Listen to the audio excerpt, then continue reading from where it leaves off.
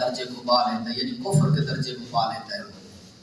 اس کے حوالے سے قرآن حدیث آپ کے سامنے رکھا تھا۔ آج یہ بتانا چاہتا ہوں کہ لوگوں، یہ رحمت والا جو مہینہ ہے، مغفرت والا مہینہ ہے، اس کے اندر اگر آپ اپنے لیے بخشش نہیں مانگتے تو آپ اور میں اللہ کے نبی کی بد دعا کے حقدار بنتے ہیں۔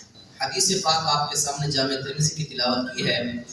فرمایا کہ راغم انف رجل، انف عربی کے اندر ناک کو کہتے ہیں، اس بندے کی ناک مٹی میں مل جائے، یہ ایک بد دعا ہے اس بندے کے لیے کہ داخل علیہ رمضان قبل ان یغفر له، اس پر رمضان کا مہینہ داخل ہوتا ہے لیکن وہ بخشش نہیں مانگتا، وہ مہینہ گزر جاتا ہے۔ اللہ ایسے بندے کے ناک کو مٹی میں ملا دے، خاک آلود کر دے۔ تو اس لیے فرمایا کہ لوگوں جب رات ہوتی ہے تو اللہ تعالیٰ اس طرح ہاتھ پھیلاتا ہے، مسلم شریف کے حدیث ہے، اے دن کو گناہ کرنے والوں آؤ تمہارے گناہ معاف کرو۔ رات کو جو گناہ کرتے اللہ صبح بھی ہاتھ پھیلاتا ہے، آؤ گناہ کرنے والوں تمہارے گناہ معاف کرو۔ فرمایا کہ دل اور ایمان کی مثال سمجھنا چاہتے ہو، جس طرح سورج کھڑا ہے اس کے بادل ہے، تمہارا دل جو ہے یہ سورج کی مانند ہے اور یہ تمہاری جو باڈی ہے سمجھو کہ بادلوں کی مانند ہے۔ جتنی گناہ کرتے جاؤ گے تمہارا یہ دل جو ہے ایمان والا میلا ہوتا جائے گا، اتنی تمہیں روحانیت قرآن حدیث کی ساری باتیں تمہیں مزہ نہیں دے گی، روحانیت ختم ہو جائے گی۔ بعض بندوں کے سامنے قرآن پڑھا جائے مزہ نہیں آتا تو سمجھ لیں کہ ان کے دلوں کے اوپر گناہوں کے بادل چھائے ہوئے ہیں۔ اللہ کے نبی نے فرمایا جتنے زیادہ نیکیاں کرتے جاؤ گے، جس طرح سیاہ بادل آتے ہیں تو وہ سورج کو مدھم کر دیتے ہیں، کالا کر دیتے ہیں، یہی تمہارے دل کی مثال ہے۔ جتنے گناہ کرتے جاؤ گے تمہارے دل کالے سیاہ ہوتا جائے گا، روحانیت ختم ہو جائے گی، نقطہ لگ جاتا ہے۔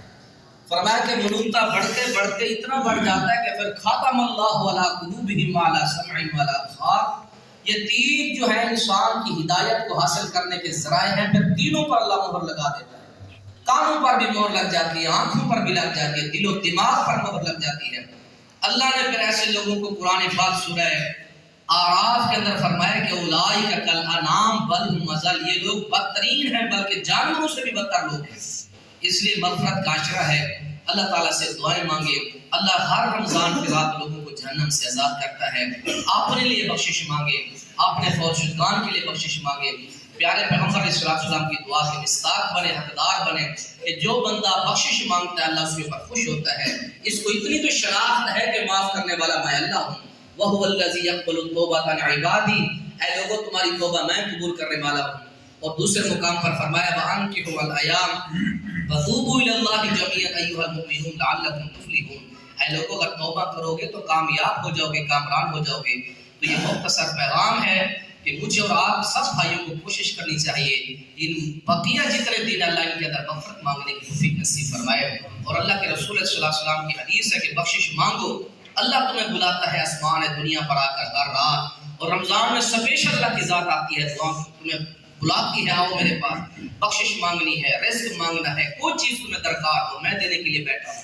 اللہ تعالیٰ ہمیں دعائیاں دے کے پھر آخر چلے جاتے ہیں، تو ہمیں بھی چاہیے کہ ہم اٹھ کر اللہ تعالیٰ سے بخشش مانگیں۔ اللہ ہمارے صغیرہ کبیرہ چھپے زہری جتنے گناہ ہیں، ہم نے جو زہری کیے، اعلانے کیے، باطنی جو بڑے گناہ کیے ہیں، اللہ سے معافی مانگ لے۔ اللہ تعالیٰ کی رحمت ماہ رمضان کے اندر سستی ہوتی ہے، اللہ ہمیں مغفرت مانگنے کی توفیق عنایت فرمائے۔ وآخر دعوانا الحمدللہ رب العالمین۔